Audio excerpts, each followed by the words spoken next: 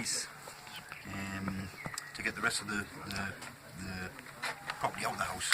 Yeah. And they've given until the 16th of June to be able to get the property out. And then today, there's another firm turned up and started smashing the £2,000 lazy boy and stuff like that. How much? £2,000 lazy boy. Right. Sofa. property up. So when we went down to the police to report this, the police have been unwilling and totally unhelpful, and they've done nothing at all to stop the police causing criminal damage to your property. He was sat there in the house hammering a load of cupboards to pieces. But what right do they have to do that? It's my nana's property. They have absolutely no right to be doing that. He went, oh, it was half broken anyway, so we thought we might as well finish it off. It wasn't broken. No, it wasn't broken at all. Not when we were in it anyway. For all we knew. It's been broken since they've been in it then. Yeah. For all we knew, it could have been my nana's prized possession. They didn't know that, did they? Yeah.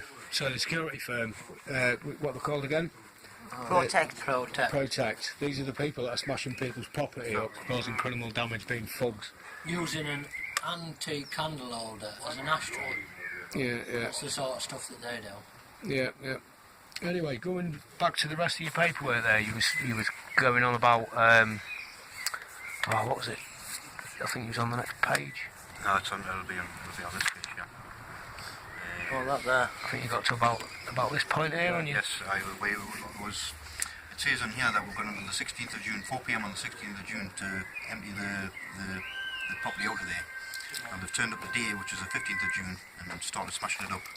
And then we've called the police out, and the police have been totally unwilling to help. Yeah. They've washed their hands of it. They say, no, it's got nothing to do with us. It's a civil matter.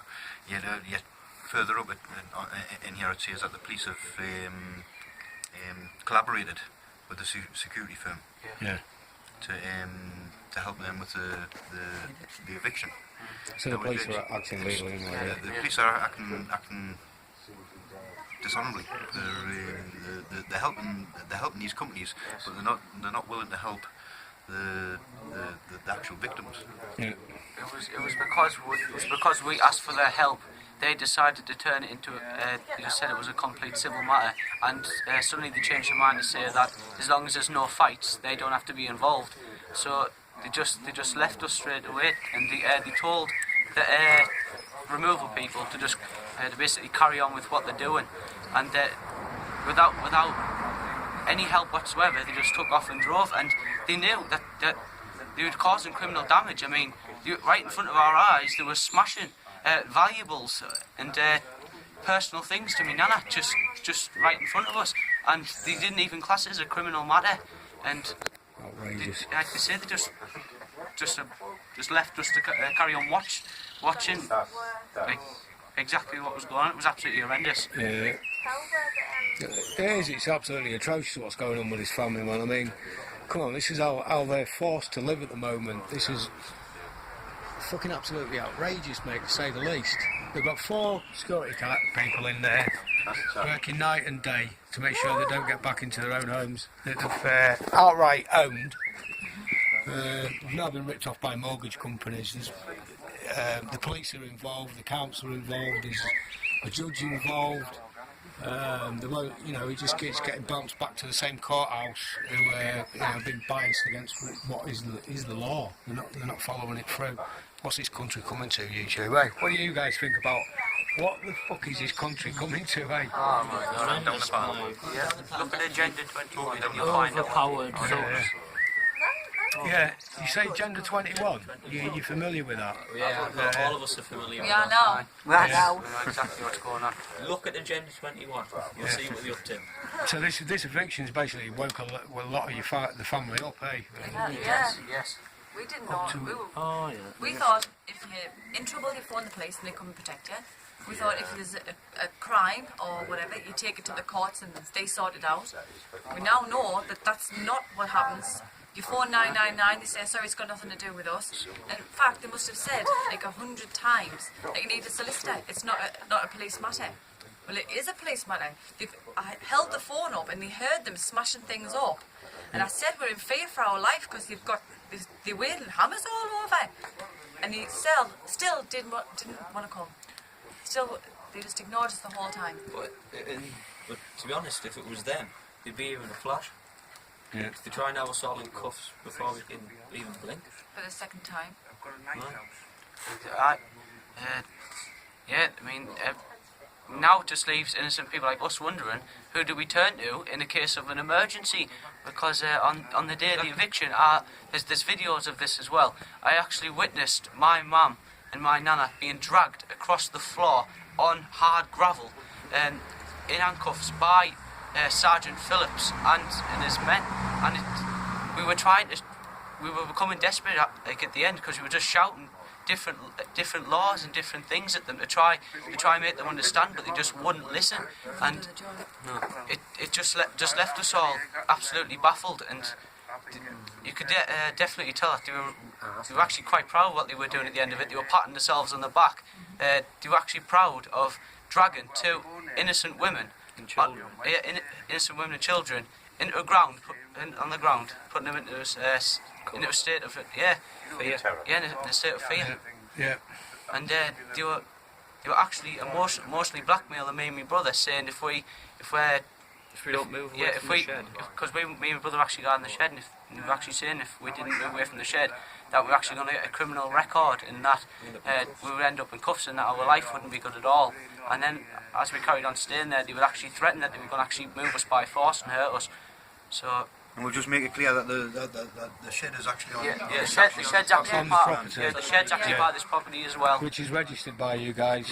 You own it outright. What are we supposed to do? The shed being over there.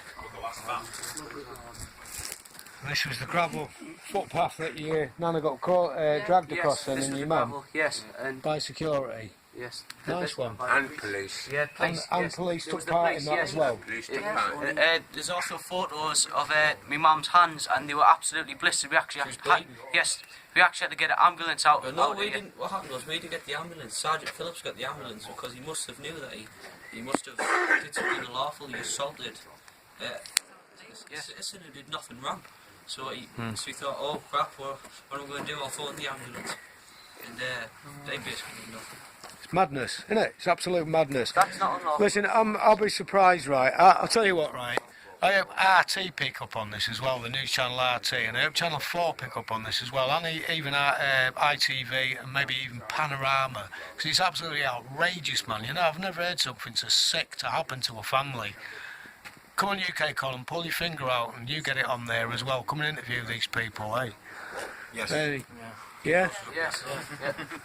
We also need some support with things like food, I don't know, a donation to get a better generator than they've got to, a quiet generator to provide some electricity so they can put some lighting up in the garden and stuff like, which is lawfully their land. I just want Anonymous to know they're flying your flag, mate, so come and help out. There it is. Although the wind isn't blowing, there's your flag, so come on, give us all your support, man. Everyone needs to. We need a group of people up here next Tuesday, which is what date? The 23rd of June. We need as many people up here on that day, because on this day, the house is going up for sale, which is outrageous, man, that it's gone this far. Do get to the auction house if they can. Yeah, tell us about the auction house. The auction house is at Barnard Marcus Auction House in London, and if anybody wants to try and get a bid in, a bogus one, to try and stop the sale, it's lot 177. 177. Try and stop it, lads. There you go. Come on, this is the only way they can fight this thing, to get at least getting it stopped from being sold, while some other court in another part of the country looks deeper into this and gets it sorted out and stops the corruption that's going on between the police, the council, and the security firm as well, who have been breaking the law over and over again. And also this judge, what's his name, the judge? Mayfield. Judge Layfield. Oh, he's an ex-judge. Yeah, he needs to, magistrate, is he? He needs to be held accountable for what he's done to Paula as well, eh? Anyway, over and out YouTube, spread the news, get it out there, tell the world, tell the country what's coming down in this country and the sort of things that people are having to put up with. Easy life, over and out.